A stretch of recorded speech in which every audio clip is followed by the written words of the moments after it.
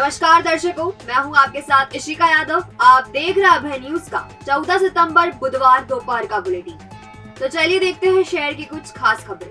इस बुलेटिन के प्रायोजक है आर.के. डेवलपर्स। शानदार घर खरीदें अब अपने बजट में।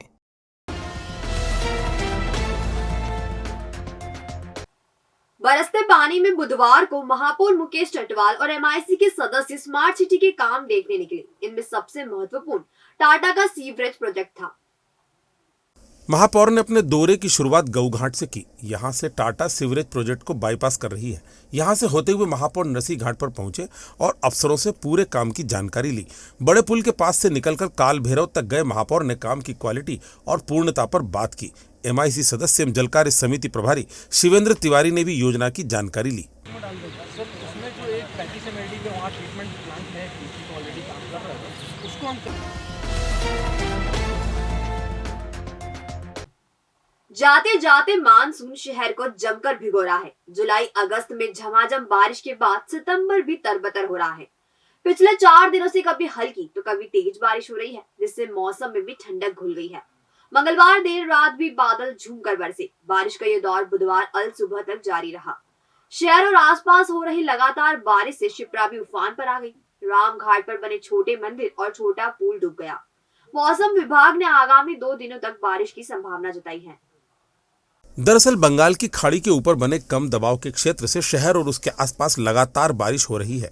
जीवाजी वेधशाला से प्राप्त आंकड़ों के मुताबिक बुधवार सुबह 9.4 मिलीमीटर बारिश हुई। इस सीजन में अब तक करीब 34 इंच बारिश हो चुकी है। ऐसे में संभावना ये जताई जा रही है कि 1-2 दिन में औसत बारिश का आंकड़ा पूरा हो सकता है। इधर मौसम विभाग भोपाल के वैज्ञानिक अजय कुमार शुक्ला ने बताया कि जिस सिस्टम के कारण फिलहाल बारिश हो रही है वह अभी कमजोर नहीं पड़ा है। इस सिस्टम को अरब सागर से भी नमी मिल रही है, जिसके चलते सिस्टम अभी तक स्ट्रांग है। लगातार बारिश के चलते दिन और रात के तापमान में भी कमी आई है। बुधवार को न्यूनतम तापमान 23.7 डिग्री सेल्सियस दर्ज किया गया। 3-4 दिन से अभी काफ़ी अच्छी बारिश हो रही है। इसका कारण ये है कि बंगाल की खाड़ी में जो सिस्टम सक्रिय था वो सितंबर का सबसे स्ट्रॉन्ग सिस्टम था, जो पूरे बंगाल की खाड़ी से लगा के यहाँ अरब सागर तक पूरी ट्रफ लाइन बनी हुई थी, जिस कारण पूरे मध्य प्रदेश में अच्छी बारिश हो रही है। उज्जैन की अगर बात करें तो अभी तक 867.4 मिलीमीटर बारिश हो गई है। उज्जैन में बारिश का औसत 900 मिलीमीटर है, तो लगभग थोड़ा सा ही बाकी है, जो आज और कल में शायद ये पूरा हो जाएगा। तो मानसून सीजन चूँकि 1 जून से 30 सितंबर तक माना जाता है, तो ये जो भी बारिश है पूरी मानसूनी बारिश है। अब धीरे धीरे मानसून विदा होगा। मानसून विदा होने के बाद जो बारिश होती है उसको हम महावटा के रूप में देखते हैं, तो जो 1 अक्टूबर के बाद जो भी बारिश होगी वो महावटा के रूप में गिनी जाएगी। तो अभी तो मानसूनी ही बारिश है, और चूँकि बारिश अच्छी हुई है, सिस्टम अच्छे रहे हैं, तो निकट भविष्य में जो महावटा की स्थिति है वो भी अच्छी रहने की संभावना है। पानी के ढाल को लेकर हुए विवाद में भतीजे ने चाचा की बुरी तरह पिटाई कर दी। युवक को उपचार के लिए जिला अस्पताल में भर्ती कराया गया है। करौंदिया के निवासी सुधीर नरवरिया और उनके भाई सुरेश पास पास रहते हैं। भाई ने हाल ही में मकान बनवाया है और पानी का ढाल ठेकेदार ने सुधीर के घर की तरफ कर दिया। इससे सुधीर को परेशानी हो रही है। पिछले दिनों इसी बात को लेकर सुधीर का अपने भतीजे शुभम से विवाद हुआ था, और जब शुभम ने सुधीर की पिटाई कर दी थी। जिला अस्पताल में भर्ती सुधीर नरवरिया के पास 2 युवक आए और एफआईआर वापस लेने का दबाव बनाया। सुधीर ने बताया कि मारपीट में बड़े भाई का पूरा परिवार शामिल था। इनमें सुरेश नरवरिया, बेटा शुभम, विक्की, पत्नी कोमल और बालिका सुलोचना ने मारापीटी की। आइए सुधीर नरवरिया से जानते हैं कि पूरा मसला क्या है। तो फिर मैंने इतना ही बोलने गया मेरे भैया को, मैंने कहा भैया ये ऐसा ढाल क्यों दिलवाया तूने? तो बोले कि वो तो सब हो जाएगा, तेरे को क्या दिक्कत? मैंने कहा मैंने को दिक्कत ये है कि मेरा रास्ता भी बंद हो गया है और पानी भी सब यहीं गिर रहा है। तो इतने में उसका लड़का आया शुभम और बोला कि मुझे आँख दिखा के मेरे बाप से कैसे बात कर रहा है? मैंने कहा भैया मैं है ना भैया से बात कर रहा हूँ मेरे। तो इतने में सर उसका छोटा विक्की आया और मुझे पीछे से दे दी सर, मुझे पता भी नहीं चलने दिया। मुझे पासू में भी लगी है, यहाँ पाँव में भी लगी, यहाँ पे भी टाँके आए सर। नागजरी थाने गया, फिर नागजरी थाने में 5 बच्चों को लेके कि सर हिम्मत करके मैं गया हूँ वहाँ पे, मैंने कपड़ा बांध के। अगर मैंने नहीं जाता तो मुझे वहीं मार देते। कल के दिन ये हुआ सर, 2 लोग पता नहीं कौन थे, मैं तो जानता ही नहीं हूँ। और वो बोल रहे थे तू समझौता करेगा कि नहीं। मैंने कहा सर काय का, बोले वो सुरेश नरवरिया का तू समझौता कर लेना, नहीं तो तू अस्पताल के नीचे तो आ। सर मुझे ऐसी धमकियाँ मिल रही है सर, मैं चाय लेने तक नीचे नहीं जा रहा हूँ, मेरे बच्चे को बचा रहा हूँ क्योंकि इसको कोई पहचानता नहीं, छोटा है। इसलिए सर चाय भी देखो अभी उससे मंगवाई है, आयुष का है चाय, वो उससे मंगवाई सर। मैं डर के मारे जा नहीं रहा हूँ सर, मैं बहुत परेशान हूँ, मेरे को घर पे भी नहीं आया। उस दिन मेरी मिसेस खाना बनाने गई थी मेरे लिए लेने, तो इसको भी रात के 9 बजे वहाँ से भगाया, बोले भग काएगा तेरा घर। सर मेरी वाइफ की एक किडनी नहीं है और बोलते तेरी वाइफ की एक किडनी भी हम गिरा देंगे। बहुत परेशान हूँ सर, मेरे को इंसाफ नहीं मिल रहा है।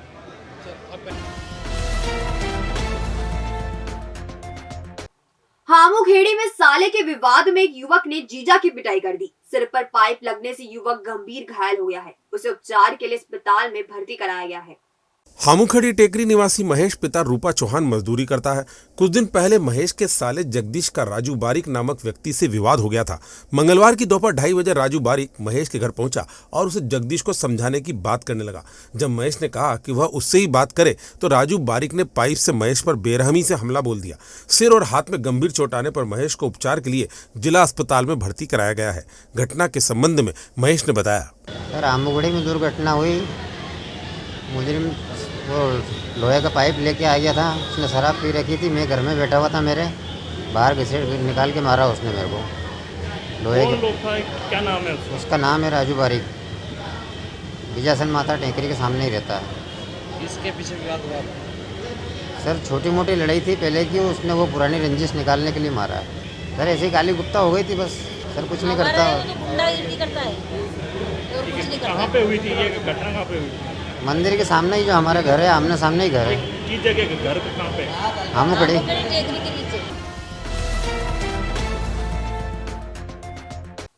एडीजी मंगलवार को उज्जैन प्रवास के दौरान केंद्रीय जेल भैरवगढ़ का निरीक्षण करने पहुंचे। उन्होंने बंदियों से चर्चा कर व्यवस्थाएं देखी और उसकी प्रशंसा करते हुए अन्य जेल अधिकारियों को भी इसका अनुसरण करने की सलाह दी। दरअसल additional director general jail GR Meena ने सबसे पहले कैदियों का रखरखाव, सफाई एवं उन्हें दिए जाने वाले भोजन की गुणवत्ता एवं स्वच्छता को परखा। इसके बाद ITI शाखा, उद्योग शाखा, मूर्ति कारखाना, दरी उद्योग और जेल परिसर में बने गार्डन, झूला घर, फाउंटेन आदि का जायजा लेते हुए उपलब्ध व्यवस्थाओं की जमकर प्रशंसा की। निरीक्षण के दौरान उनके साथ जेल अधीक्षक उषा राजे, जेलर सुरेश गोयल, प्रधान आरक्षक राम सुमिरन मिश्रा, संजय व्यास, आरक्षक सतीश मिश्रा, रिपु दमन, धर्मेंद्र लोधी, शिवजीत सिंह भदौरिया और कमल सोलंकी सहित पूरा स्टाफ उपस्थित रहा। देखिए 2-3 चीज़ें हैं। एक तो जो कैदियों का रखरखाव है वो बहुत ही, जो शासन के निर्देश हैं, मानव अधिकार आयोग के निर्देश हैं और माननीय उच्च न्यायालय, सर्वोच्च न्यायालय के जो निर्देश हैं, उनके पालन में यदि उनका रखरखाव किया जाएगा तो डेफिनेटली जो प्रेजेंट पॉपुलेशन है, यानी जेल के अंदर जो कैदी बंद हैं, उनको जो एक अपेक्षा रहती है कि एक न्यूनतम स्टैंडर्ड उनका रहना चाहिए जीवन यापन का, वो नंबर 1। दूसरा, मेडिकल की बड़ी दिक्कत होती है, खासकर बहुत सारे बीमारियां इनको रहती हैं, तो समय समय पर अगर उनको चिकित्सा सुविधा मिलेगी, कोई गंभीर है तो उसको बाहर ले जा कर के इलाज कराया जाएगा, तो उससे उनकी जो सेहत है उसमें। तीसरा, उनके खाने पीने का जो क्वालिटी का स्तर जो शासन ने निर्धारित किया है मिनिमम, उसका पालन हो। और चौथी चीज़, स्किल डेवलपमेंट, यानी उद्योग में जो उनको सिखाया जाए। अगर आप भोपाल जेल को देखें तो भोपाल जेल के बारे में भी लोग ऐसा ही बोलते हैं। आश्रम में क्यों बोलते हैं इनको, उसका वजह यह है कि ग्रीनरी, अंदर साफ सफाई, कैदियों को बाहर जो कैंपस है उसके अंदर काम पर लगाना, बागवानी कराना, दूसरे जितने भी काम है, गौशाला का काम है, इन सब में लगाना, जिससे कि क्या होगा कि एक तो उनका जो मेंटेनेंस, रखरखाव और जेल का खुद का भी मेंटेनेंस, ये सब में सहूलियत मिलती है, तो इसलिए उसको आश्रम मिलते हैं। आश्रम का मतलब ये नहीं कि उनको कोई एक्स्ट्रा सुख सुविधाएं दी जा रही हैं।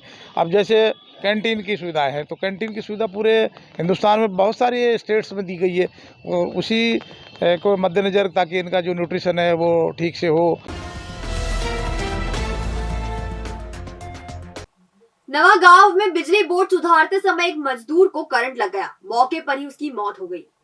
मंगलवार शाम नवा गांव में लाइट गई हुई थी। इसी दौरान यहां के निवासी वीरेंद्र सिंह ने लाइट के बोर्ड को खोला और उसे सुधार के लिए वापस लगाया। इसी बीच लाइट आ गई। अब चूंकि मकान कच्चा है तो करंट फैल गया। ऐसे में 25 साल के वीरेंद्र को करंट का जोरदार झटका लगा। उसकी वहीं मौत हो गई। वीरेंद्र की शादी 4 साल पहले हुई थी और घर में पत्नी और एक बेटी है। जिला अस्पताल में पीएम के बाद शव परिजनों को सौंप दिया गया। मामले में पुलिस ने मर्ग कायम किया है। हादसे के बारे में परिजन मनोहर सिंह ने बताया। ये शाम के 5:30 बजे के समथिंग की घटना है। घर की लाइट ख़राब हो गई थी पटिया से, कीबोर्ड से। तो ये सुधारने के लिए उसने पटिया खोला और उसको वापस लगाने लगा। तो पता नहीं उसमें कैसे करंट तार अंदर से निकल गया और उसके हाथ में ही चिपक गया। तो घर क्या कच्चा है क्या? नहीं, घर कच्चा ही है, पीछे से आगे पक्का है।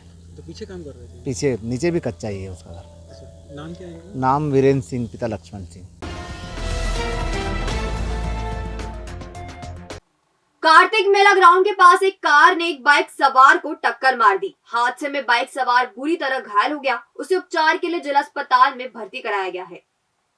मंदसौर के पीपलिया कराड़िया के रहने वाले 40 साल के शंकर पिता अमन सिंह सिसोदिया पत्नी ममता के साथ मंदसौर से इंदौर जा रहे थे। कार्तिक मेला ग्राउंड के पास उनकी बाइक को तेज रफ्तार से आ रही कार क्रमांक MP09CY7127 ने टक्कर मार दी। इससे शंकर के सिर में गंभीर चोट आई। उसे उपचार के लिए जिला अस्पताल में भर्ती कराया गया है। शंकर सिंह इंदौर में फार्म हाउस में खेतीबाड़ी करते हैं। आइए हादसे के बारे में शंकर सिंह से ही जानते हैं। और हम इंदौर से, मंदसौर से इंदौर के लिए आ रहे थे सब। तो एक कार वाला आया और हम इधर से जा रहे थे और वो उधर से आया, ठोक के चला गया हमारे। हम गिर गए नीचे और कार वाला भाग गया वो। और उनके नंबर भी है हमारे पास, ये नंबर है। मेरा नाम शंकर सिंह सिसोदिया है। ये महाकाल के यहाँ आसपास। रिपोर्ट करवाई आपने? रिपोर्ट पुलिस वाले आए थे, लेके गए तो बोले कि सुबह आप अच्छे हो जाओगे तो उसके बाद हम फिर ये आएंगे, फिर करेंगे कार्रवाई। कहाँ के रहने वाले हैं? मंदसौर के रहने वाले। फिलहाल पुलिस ने मामले में हादसे का प्रकरण दर्ज किया है। भविष्य की चिंता छोड़ो, पंडित गोविंद गुरु से नाता जोड़ो। ना कोई पैसा, ना कोई फीस, बस लीजिए गुरु जी का आशीष। आज ही जाने अपनी हर समस्या का समाधान। संपर्क करें 9827030415 या 9302230415। हमारा पता 8 अलगदाम कॉलोनी, सावे रोड, उज्जैन।